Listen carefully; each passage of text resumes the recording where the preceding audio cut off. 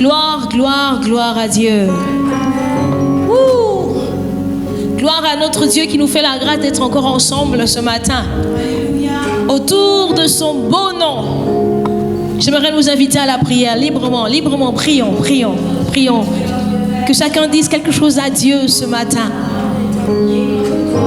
Mon cœur est reconnaissant pour la vie. Mon cœur est reconnaissant pour ton amour. Mon cœur est plein de gratitude, Seigneur. Quand je pense à ma vie, quand je regarde derrière moi,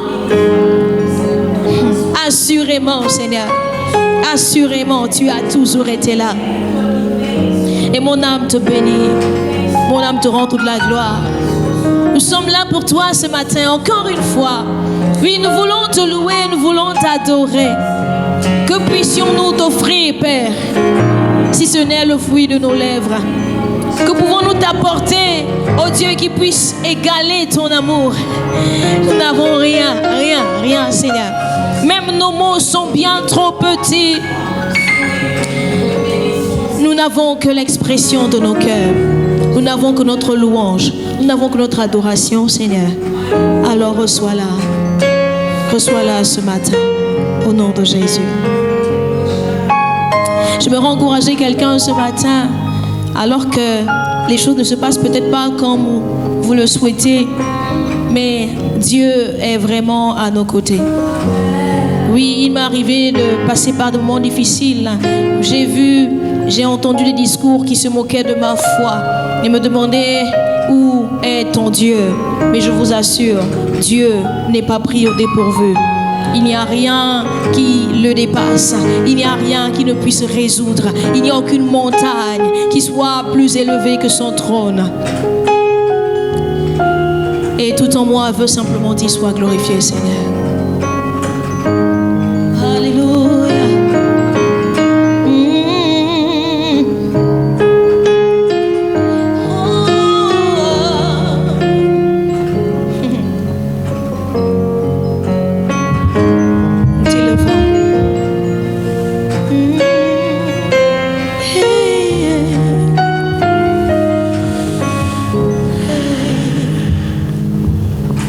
Mes yeux te voyaient trop petit, Seigneur, pardonne-moi. Oui, j'avais cru ce mensonge que tu n'étais pas capable de m'aider.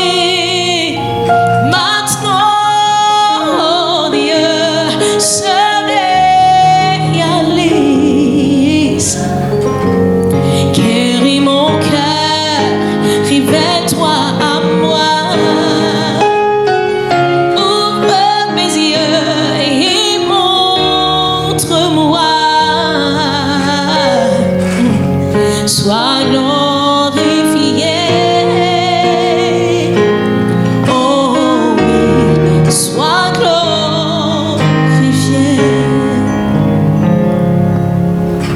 Mes yeux te voyaient trop petit, Seigneur. Pardonne-moi, oui, j'avais cru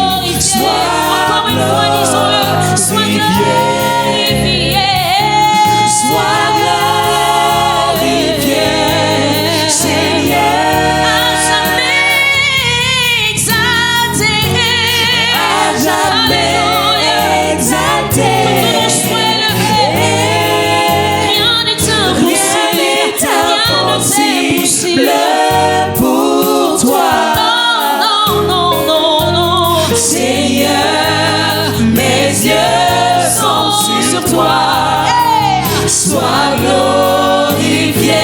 Je n'aurai pas honte, je ne serai pas déçu. Oh oui, sois glorifié.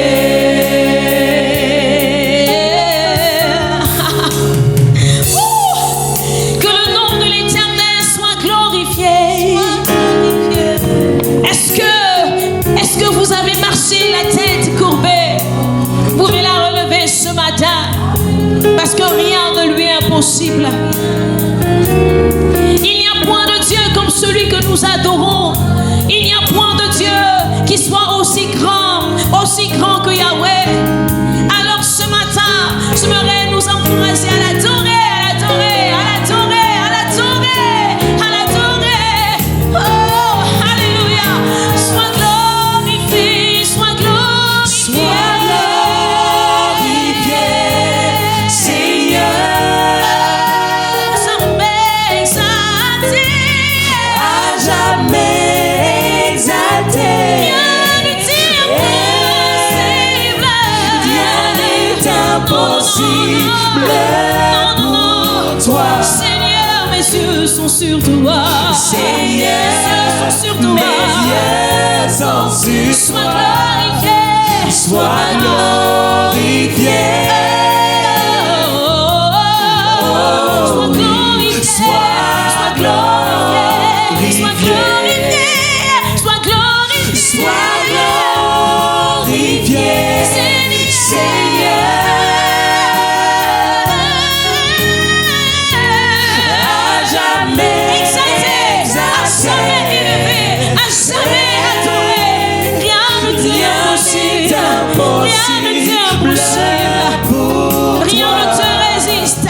Rien, Seigneur. Seigneur, mes yeux sont sur Sois toi. glorifié. Sois glorifié. Oh oui, sois glorifié. Oh oui.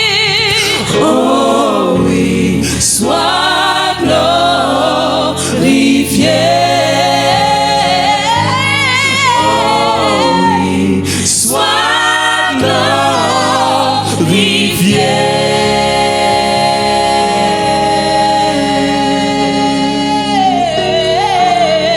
Alléluia. Est-ce que nous pouvons glorifier le nom de Yahweh ce matin? Est-ce que nous pouvons l'acclamer de là où vous êtes? Oui. Alors ne vous retenez pas. Acclamez ce grand Dieu. Nous t'élevons. Nous t'adorons, Yahweh. Sois glorifié, Yahweh. Sois glorifié, Yahweh. Ah, nous voulons dire, je suis émerveillé, mon cœur veut te chanter. Alléluia. Mais qui est comme toi, Seigneur? Oh, oh, yeah. Alléluia, alléluia, alléluia, alléluia. Woo.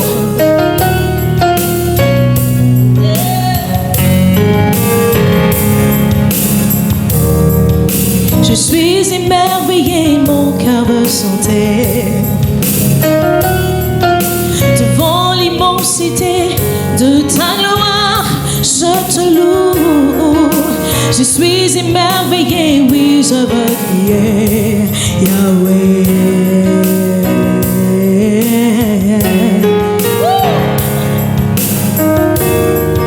Je suis émerveillé, mon cœur veut chanter. Oh, devant l'immensité de ta gloire, je te loue, je te loue. Je suis émerveillé, oui, je veux crier Yahweh. Hey, Yahweh, rien ne t'est impossible. Tu es victorieux. Rien ne t'est impossible. Yahweh, en ton nom l'ennemi tremble. Tu es victorieux. Tu es victorieux.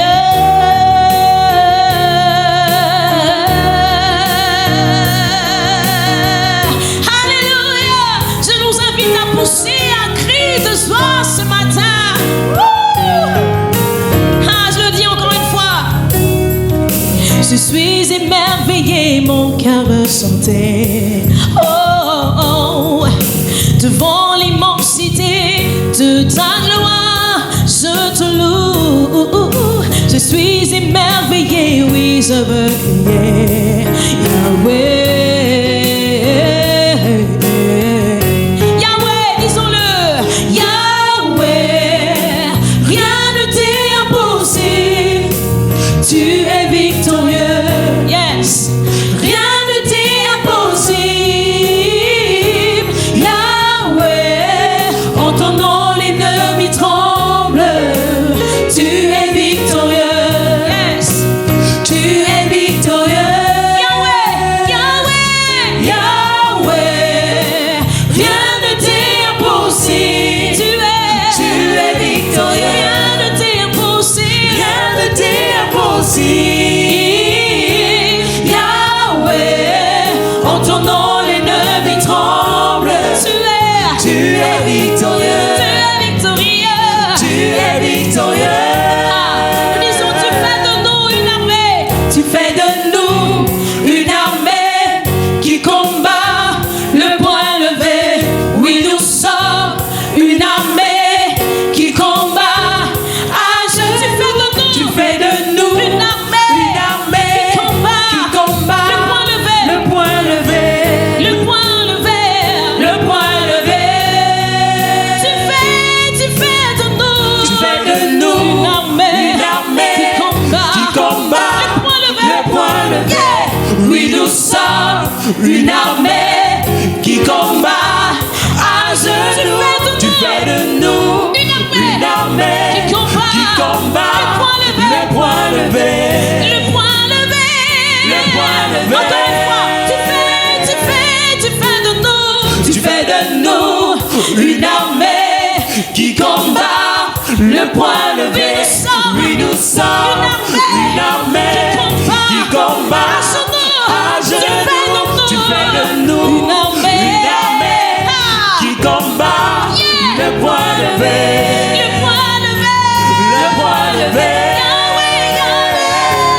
Yahweh, rien ne t'est impossible.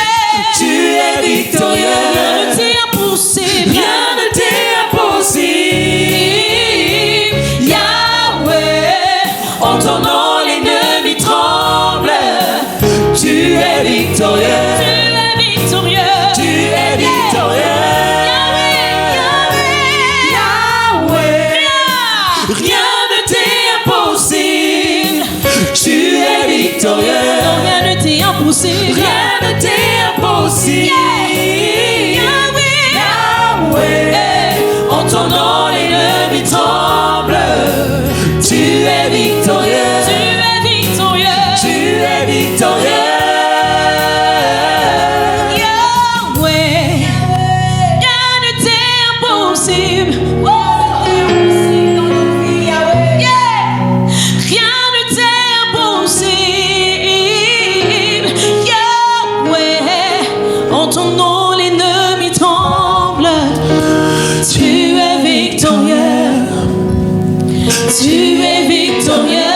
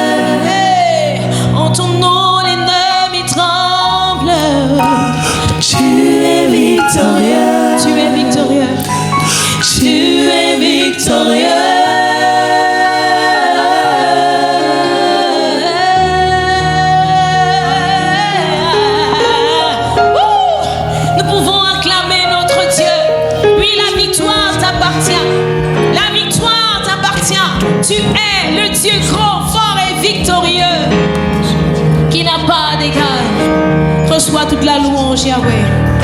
Alléluia.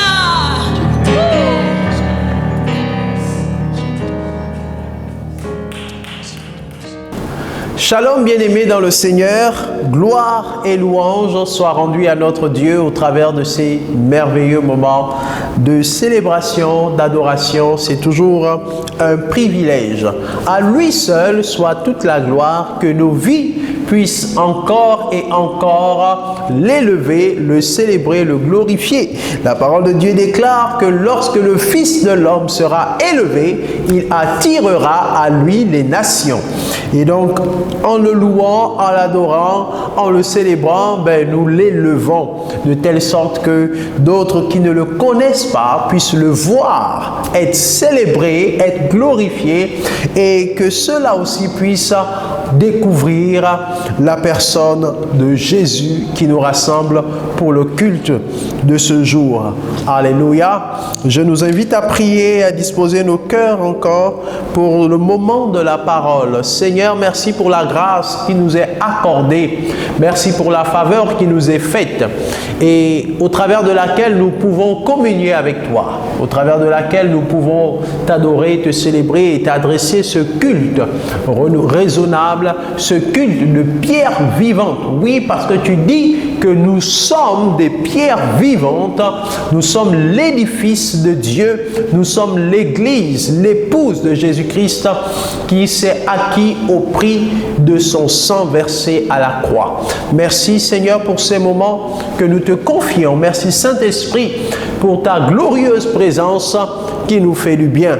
Oui, Saint-Esprit, nous avons besoin de toi. Merci de nous aider à nous disposer, à disposer nos cœurs et nos reins pour faire un pas de plus avec toi.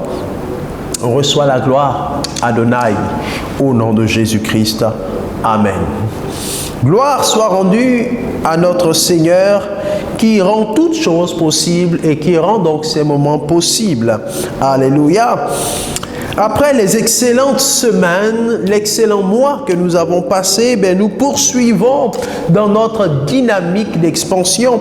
Nous poursuivons dans notre état d'esprit de témoin de Christ, de gagneur d'âme, de personnes remplies d'amour et de compassion, de personnes remplies du Saint-Esprit pour accomplir la mission que Jésus nous a laissée. En effet, il a dit dans Acte 1:8, vous recevrez une puissance, le Saint-Esprit descendra sur vous et vous serez mes témoins à Jérusalem, en Judée, en Samarie et jusqu'aux extrémités de la terre. Et Dieu nous fait grâce aujourd'hui de parler, de franchir la barrière du légalisme et de la religion. Alléluia. Franchir la barrière du légalisme et de la religion, c'est le thème de ce jour. Lisons ensemble Matthieu chapitre 9, à partir du premier verset jusqu'au verset 12. Il est écrit que Jésus, étant monté dans une barque, traversa la mer et alla dans sa ville. Verset 2. Et voici, on lui amena un paralytique couché sur un lit. Jésus, voyant leur foi, dit au paralytique, prends courage, mon enfant, tes péchés te sont pardonnés. Sur quoi quelques scribes dirent au-dedans d'eux, cet homme blasphème.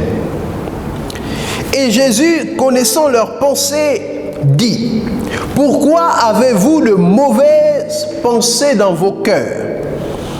Car lequel est le plus aisé, de dire, tes péchés sont pardonnés, ou de dire, lève-toi et marche? Or, afin que vous sachiez que le Fils de l'homme a sur la terre le pouvoir de pardonner les péchés, lève-toi, dit-il au paralytique, prends ton lit et va dans ta maison. Quand la foule vit cela, elle fut saisie de crainte et elle glorifia Dieu qui a donné aux hommes un tel pouvoir. De là, étant allé plus loin, Jésus vit un homme assis au lieu des péages et qui s'appelait Matthieu. Il lui dit, « Suis-moi ». Cet homme se leva et le suivit. Comme Jésus était à table dans la maison, voici beaucoup de publicains et de gens de mauvaise vie vinrent se mettre à table avec lui et avec ses disciples. Les pharisiens virent cela et ils dirent à ses disciples, « Pourquoi votre maître mange-t-il avec les publicains et les gens de mauvaise vie ?»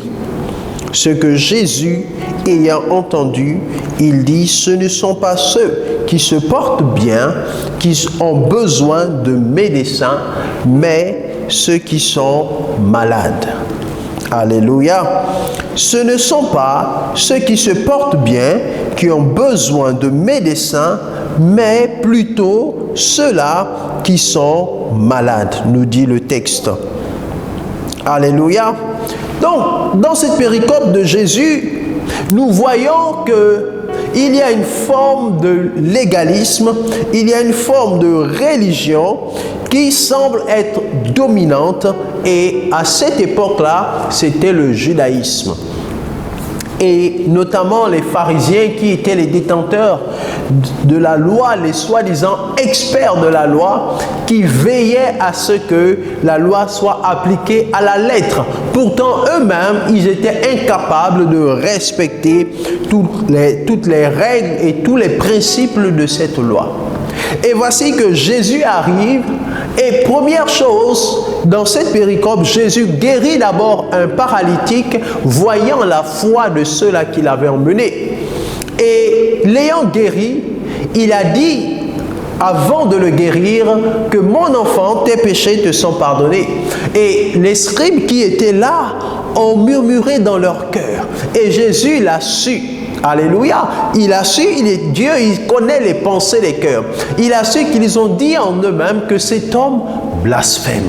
Parce que pour eux, d'après les règles, les principes de la loi, il n'était pas possible pour un homme d'attribuer le pardon des péchés. Seul Dieu était capable de pardonner les péchés à une personne.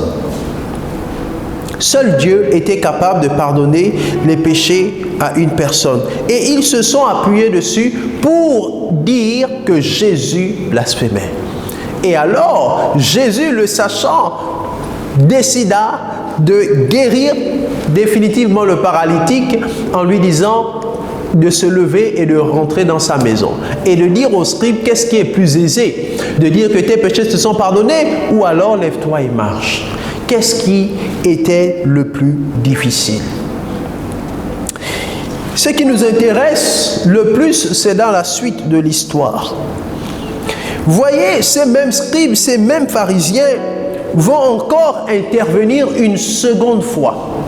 Cette fois, c'est lorsque Jésus appelle Matthieu. Dans la version de Marc et de Luc, on nous parle de Lévi, mais en réalité, c'est la même personne. C'est Lévi-Matthieu ou Matthieu-Lévi selon, voilà, chacun. Mais dans Luc et dans Marc, on nous parle de Lévi qui était assis au bureau de péage. Et dans Matthieu, on nous parle de Matthieu justement. Apparemment, Matthieu lui-même préfère s'appeler Matthieu parce qu'il s'agit de lui-même. C'est lui qui a écrit l'évangile de Matthieu, qui était un collecteur d'impôts et qui était assis au bureau des péages. Et dans la version de Marc et de Luc, il est plutôt appelé Lévi, mais en réalité, c'est la même personne. Donc, lorsque vous lirez cette même histoire dans Marc et dans Luc, comprenez qu'il s'agit en réalité de la même histoire. Et Jésus passait donc devant le bureau des péages et il a aperçu Matthieu Lévi. Et il a demandé à Matthieu de le suivre. Et comme ça, Matthieu s'est levé et l'a suivi et est devenu disciple de Christ. Et Matthieu était un collecteur d'impôts. C'est quelqu'un qui avait donc les moyens. Parce qu'à cette époque, ça rapportait gros. Être juif, mais collecteur d'impôts pour les Romains, c'était suffisamment bien payé, étant donné que pour faire cela, il fallait quasiment tourner le dos à ses frères juifs. Et c'était le cas de Matthieu. Matthieu était donc considéré, bien qu'il était de sang juif, mais il était considéré comme un pécheur. Il était considéré comme un publicain. Il était considéré comme un homme de mauvaise vie. Alléluia. Ce n'était pas une référence. Mais voici que Jésus l'appelle et Jésus décide d'aller manger chez lui avec ses disciples. Et au moment où ils sont en train de manger, d'autres personnes du voisinage qui eux aussi n'avaient pas bonne réputation, eux aussi ne connaissaient pas le Christ, eux aussi vivaient une vie hors ou en dehors des principes de Dieu, de la loi. Ces personnes-là ont entendu dire que Jésus était là et qu'il était en train de dîner chez Matthieu et ils sont venus en grand nombre pour l'écouter. Et ils se sont aussi mis à partager le repas. En tout cas, c'était un bon repas. C'était un repas conséquent parce qu'il y en avait suffisamment pour toutes ces personnes qui sont venues.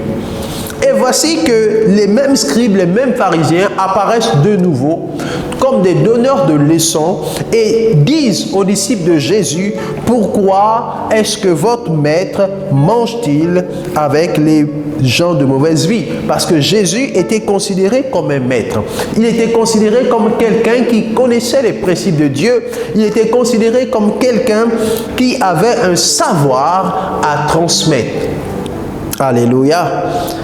Et Jésus répondit en leur disant que ce ne sont pas ceux qui se portent bien qui ont besoin de médecins. En d'autres termes, Jésus n'est pas venu pour les médecins, pour les personnes en bonne santé, mais il est venu pour les personnes malades. Je n'ai pas lu le verset 13, mais lisons-le ensemble. Il est dit: allez et apprenez ce que signifie je prends plaisir à la miséricorde et non au sacrifice, car je ne suis pas venu appeler des justes, mais des pécheurs.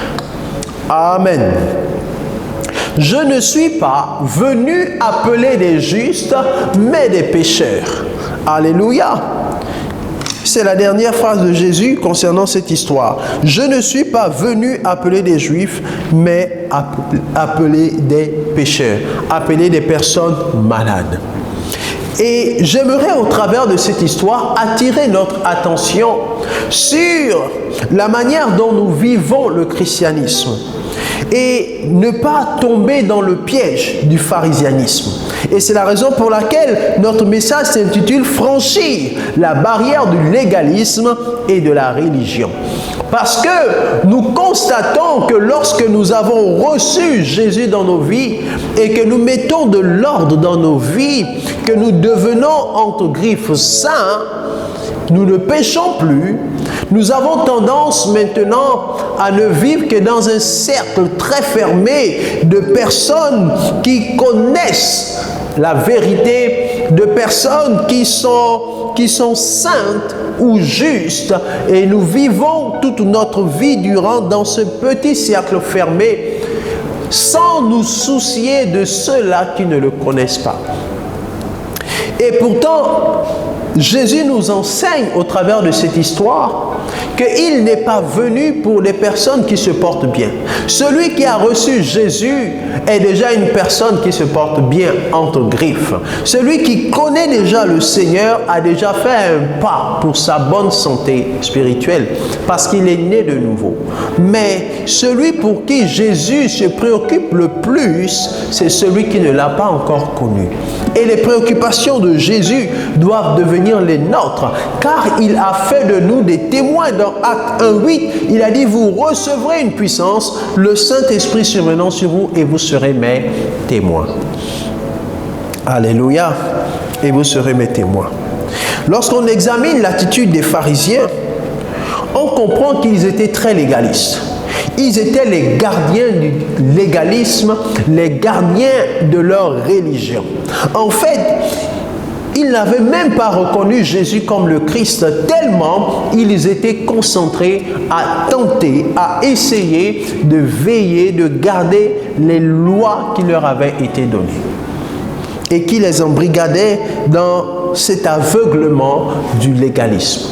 Le légalisme est quelque chose de très dangereux parce que cela nous met en déphasage avec le principe de la grâce et de la miséricorde de Dieu. C'est pourquoi Jésus dit à la fin, apprenez ceci, je prends plaisir à la miséricorde et non au sacrifice. Parce que le légalisme nous met en opposition avec le principe de la miséricorde. Or, la grâce fait la promotion de la miséricorde. La grâce nous emmène à regarder les gens du point de vue de Dieu et à être prêt à leur accorder le pardon de ce qu'ils font de mauvais, à être prêt à leur accorder la miséricorde. En fait, la grâce nous emmène à ne pas regarder les gens comme étant des perdus. Or, c'est le contraire parfois que nous observons. Lorsque nous avons reçu Jésus et que nous avons réussi à mettre notre vie en ordre, on oublie même que nous-mêmes, avant, nous étions des pécheurs. On oublie que nous-mêmes, avant, on était alcooliques. On oublie que nous-mêmes, avant, on injuriait les gens. On oublie que nous-mêmes, avant, on menait une vie de désordre, de débauche sexuelle, etc. On oublie tout cela. Et comme on est devenu saint, il est devenu très facile pour nous de jeter la pierre sur les autres et de ne pas avoir compassion.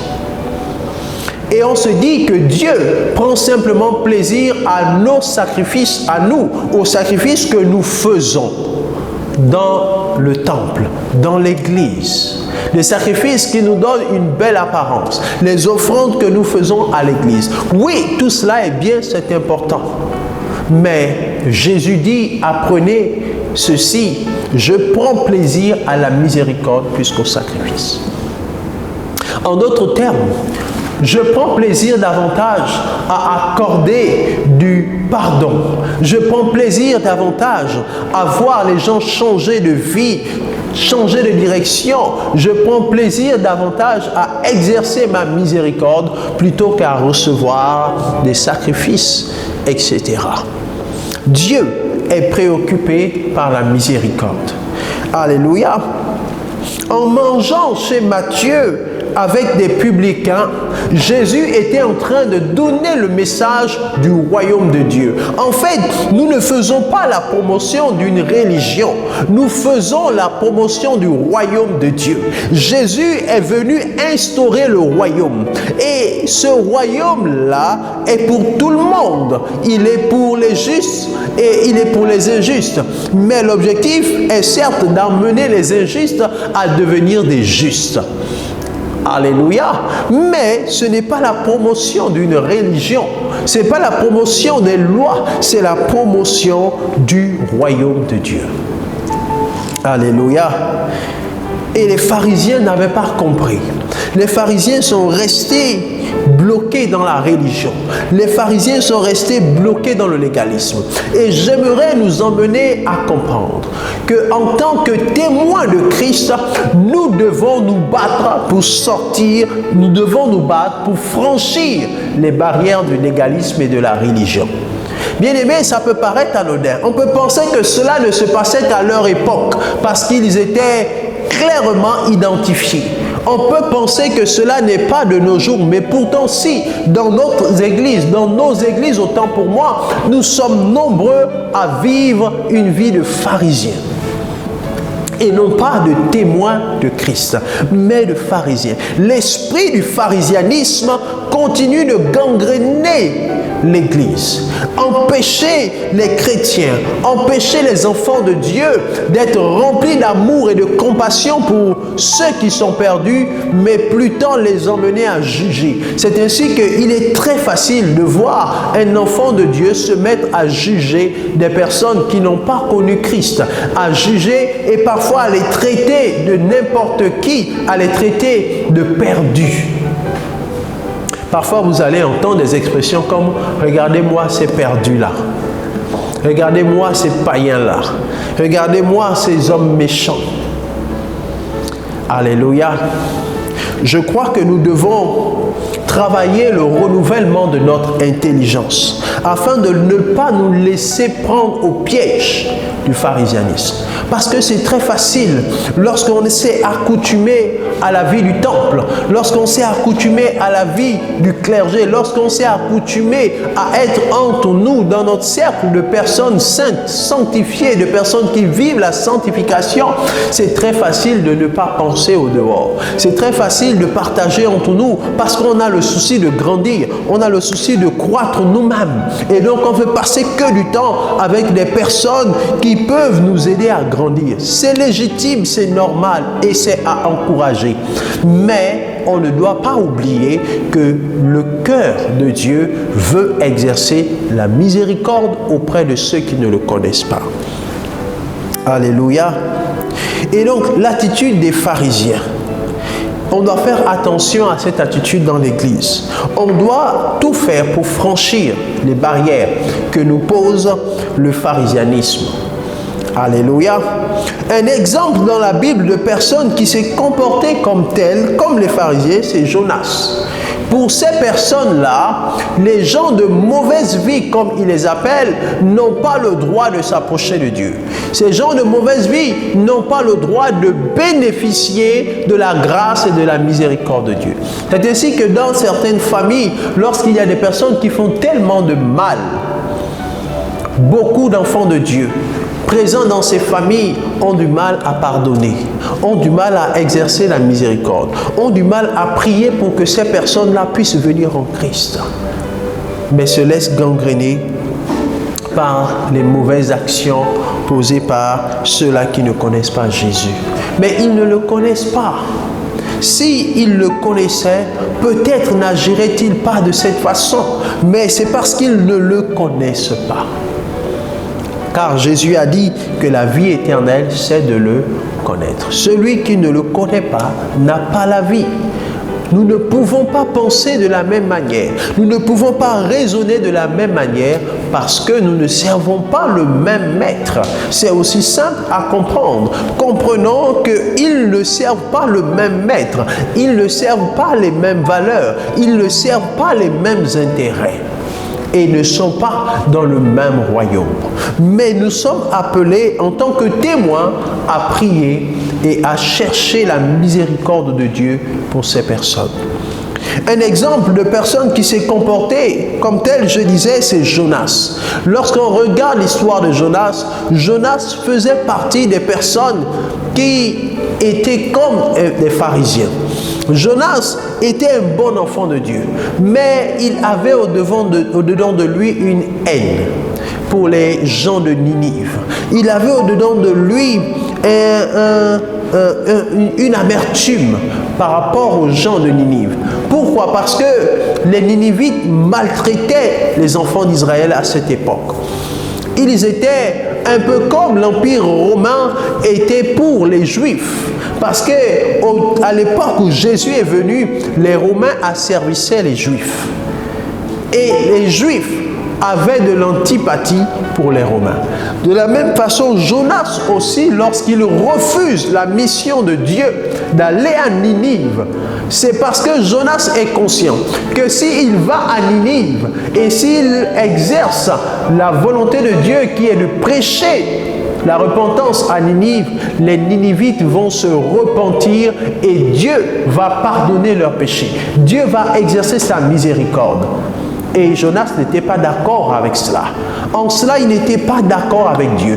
Comment est-ce que des gens de cette trempe-là, comment des gens de cette catégorie, comment des méchantes personnes, des personnes qui asservissent les autres, des personnes qui volent, des personnes qui vivent dans la débauche, des personnes qui tuent, nous, nos familles, tu me demandes à moi d'aller vers eux pour leur annoncer le salut. Et Jonas a refusé de partir parce qu'il savait que Dieu allait exercer sa miséricorde. Or, Jonas n'était pas d'accord que Dieu puisse exercer sa miséricorde. Et il y a quelquefois même des enfants de Dieu aujourd'hui qui continuent de réagir comme Jonas, qui refusent la mission de Dieu parce qu'ils ne veulent pas que la miséricorde de Dieu soit exercée envers une catégorie de personnes. Bien-aimés, nous devons prier pour cela. Nous voyons aussi que cette attitude-là n'était pas seulement au niveau des pharisiens, ni de Jonas, mais on voit ça aussi avec les propres disciples même de Jésus. Dans Actes des Apôtres, chapitre 11, versets 19 à 21. Dans Acte 11, l'évangile a déjà commencé à se répandre. L'évangile est déjà répandu dans Jérusalem. Dans Acte 11. L'évangile est déjà répandu aussi en Judée. L'évangile est aussi déjà répandu en Samarie. Jésus avait déjà parlé, il avait dit, vous serez mes témoins jusqu'aux extrémités de la terre. Cependant, malgré que le Saint-Esprit était descendu et qu'ils avaient été remplis, qu'ils avaient été revêtus de puissance pour annoncer l'évangile et accomplir des œuvres miraculeuses, leur intelligence n'était toujours pas renouvelée. C'est pour nous dire que le baptême du Saint-Esprit est une chose, le renouvellement de l'intelligence en est une autre. Et je voudrais nous emmener à renouveler notre intelligence afin que nous puissions franchir les limites que nous posent les barrières de la religion ou du légalisme. Alléluia. Actes des Apôtres, chapitre 11, versets 19 à 21. Il est dit ceci. Ceux qui avaient été dispersés par la persécution survenue à l'occasion d'Étienne allèrent jusqu'en Phénicie, dans l'île de Chypre et à Antioche, annonçant la parole seulement aux Juifs.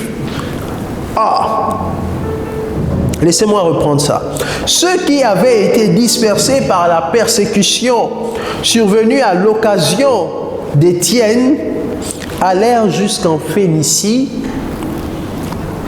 dans l'île de Chypre, l'île de laquelle était Barnabas, et à Antioche, annonçant la parole seulement aux Juifs. Verset 20. Il y eut cependant parmi eux quelques hommes de Chypre et de Cyrène, qui étant venus à Antioche, s'adressèrent aussi aux Grecs et leur annoncèrent la bonne nouvelle du Seigneur Jésus. Verset 21, la main du Seigneur était avec eux et un grand nombre de personnes crurent et se convertirent. Alléluia.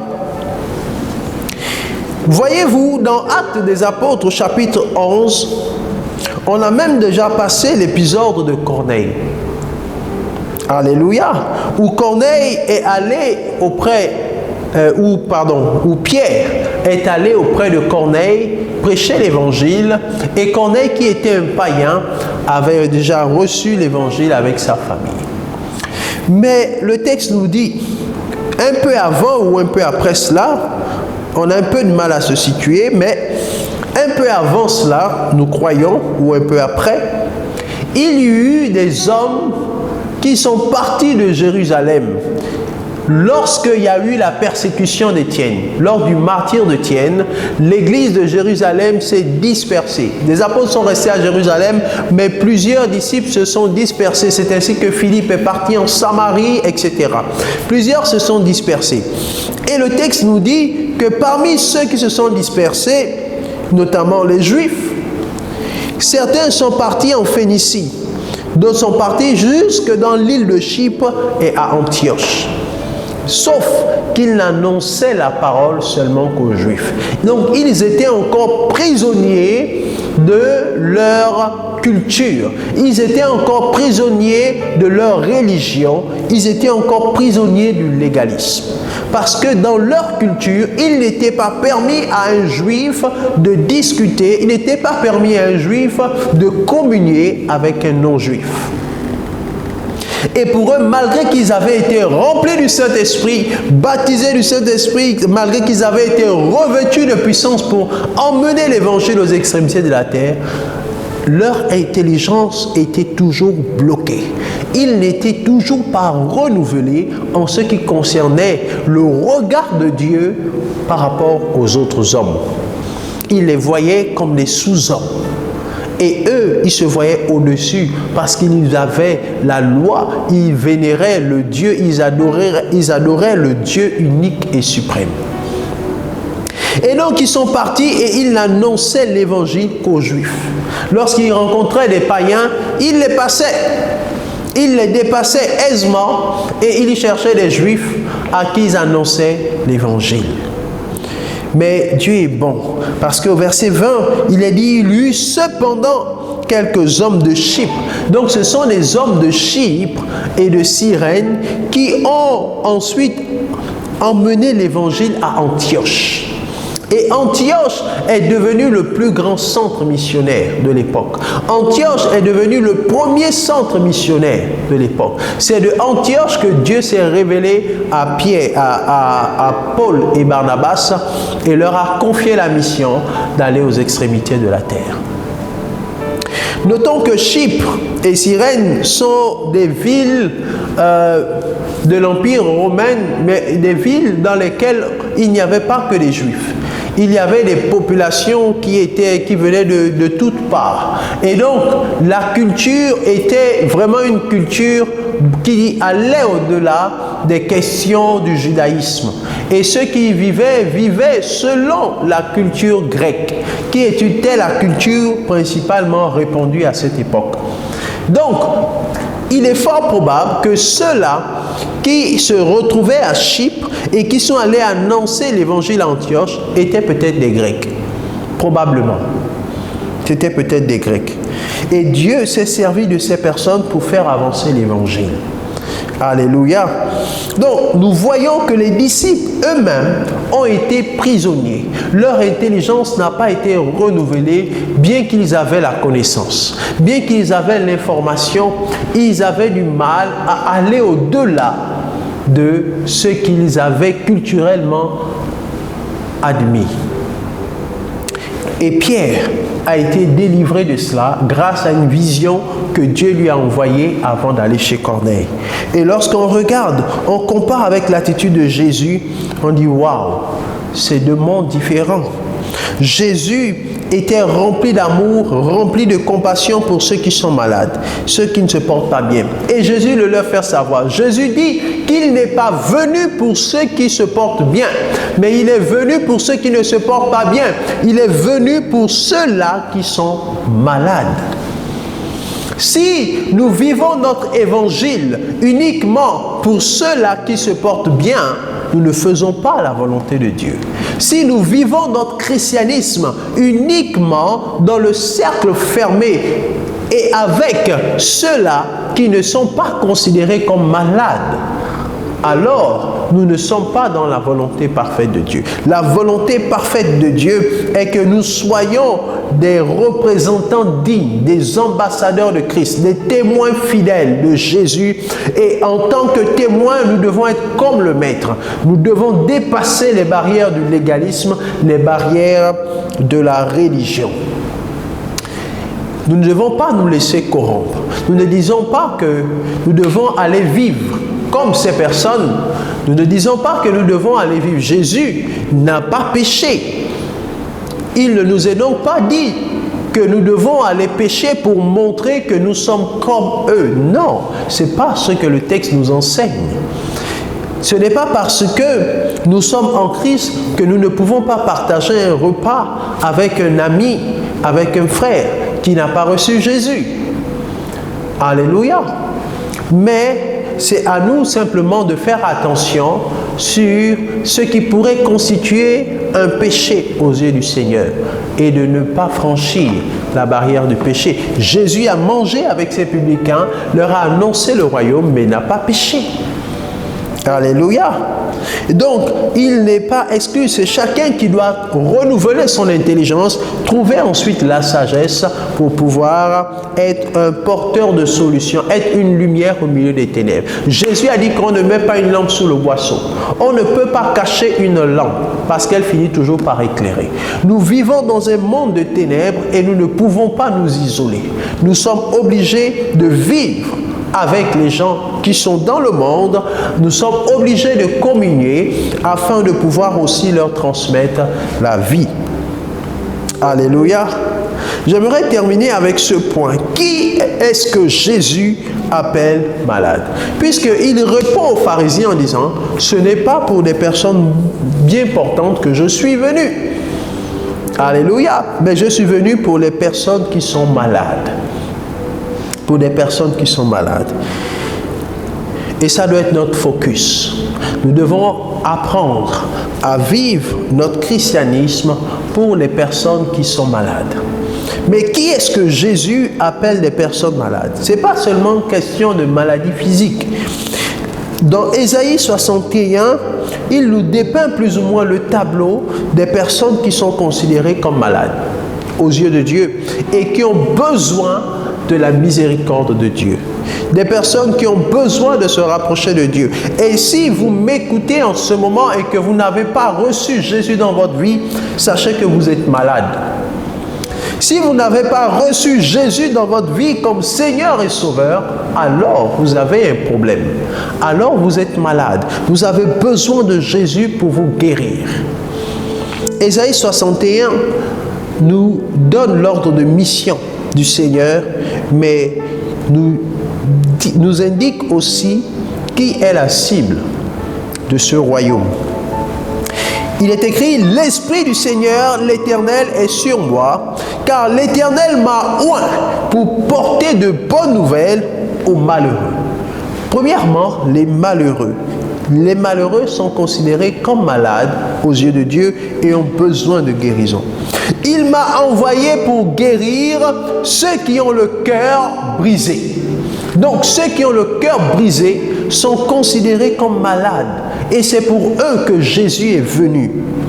Pour proclamer aux captifs la liberté et aux prisonniers la délivrance. Donc les captifs, ceux qui sont prisonniers des esprits méchants, ceux qui ont fait des pactes avec des démons et qui aujourd'hui sont sous l'emprise de ces esprits, sont considérés comme malades et ont besoin d'être délivrés. Pour publier une année de grâce de l'Éternel et un jour de vengeance de notre Dieu, pour consoler tous les affligés. Consoler les affligés. Donc les personnes qui sont affligées par un malheur, par une situation de détresse quelconque, c'est ceux-là que Jésus considère comme malades. Et c'est pour eux qu'il est venu. Pour accorder aux affligés de Sion, pour leur donner un diadème au lieu de la cendre, une huile de joie au lieu du deuil, un vêtement de louange au lieu d'un esprit abattu, afin qu'on les appelle des térébins de la justice, une plantation de l'Éternel pour servir à sa gloire. Alléluia. Voici toutes ces personnes que Jésus appelle des malades. Jésus veut guérir, il veut libérer. Jésus veut restaurer la vie des personnes qui ont le cœur brisé. Si vous avez le cœur brisé, sachez que vous avez besoin de Jésus. Peut-être que vous avez été déçu par des situations, par des relations amoureuses, amicales, familiales. Peut-être qu'il y a beaucoup d'amertume et de déception dans votre cœur.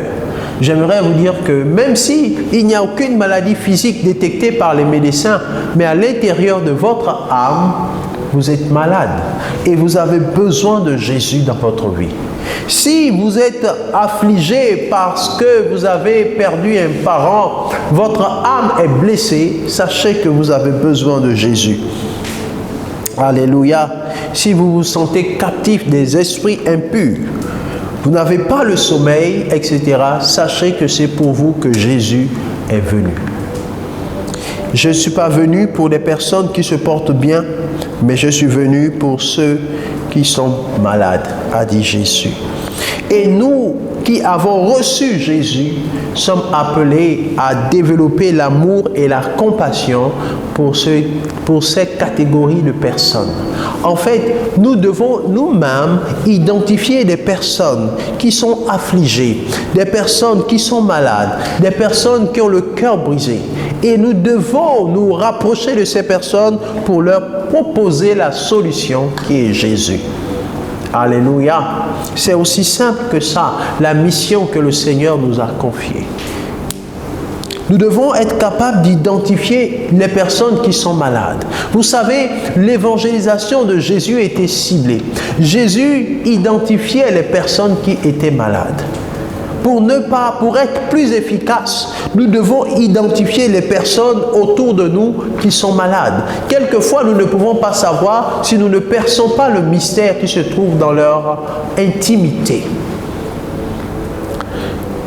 Mais c'est pour ces personnes-là que Christ est mort. Nous aussi, autrefois, nous faisions partie de ces personnes. Mais nous l'avons rencontré un jour et il nous a guéris, il nous a délivrés. Et aujourd'hui, nous lui appartenons. Aujourd'hui, nous sommes les prémices de sa gloire. Aujourd'hui, nous sommes son édifice. Nous sommes un saint sacerdoce.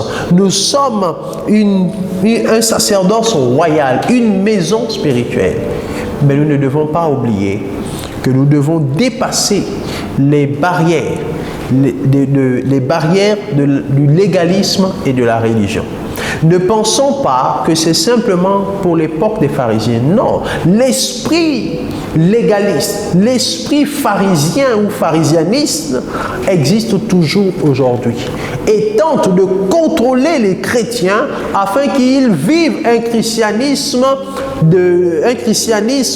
égocentrique et ne parviennent pas à être de véritables témoins de Christ jusqu'aux extrémités de la terre.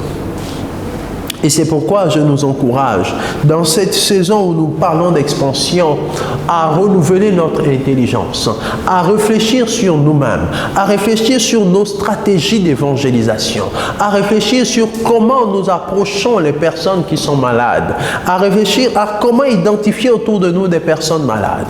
Nous devons en faire, en fait, une préoccupation, nous lever avec cette préoccupation afin de vaincre l'esprit du légalisme qui gangrène bon nombre d'enfants de Dieu.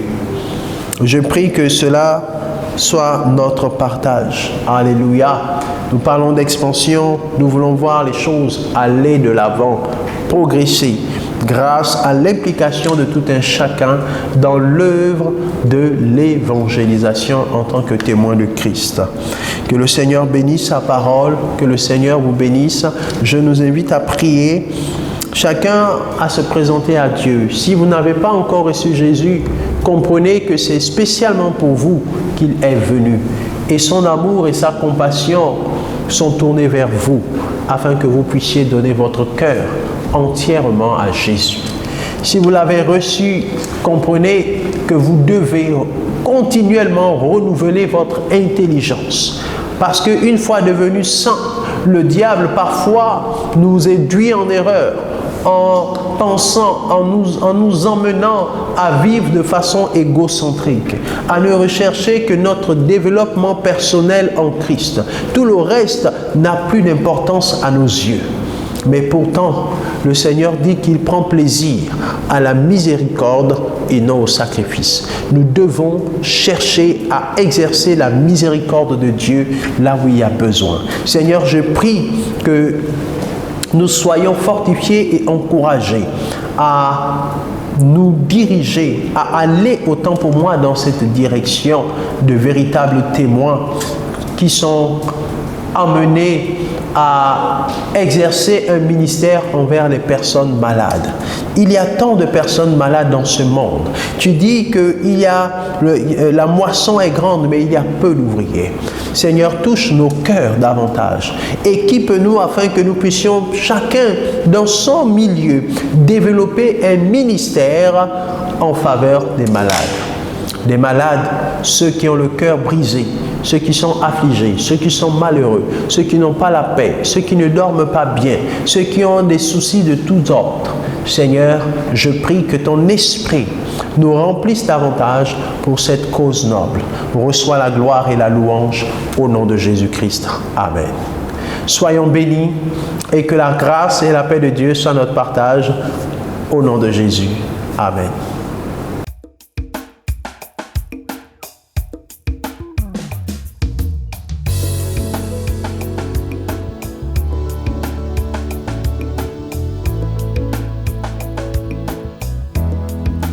Je suis un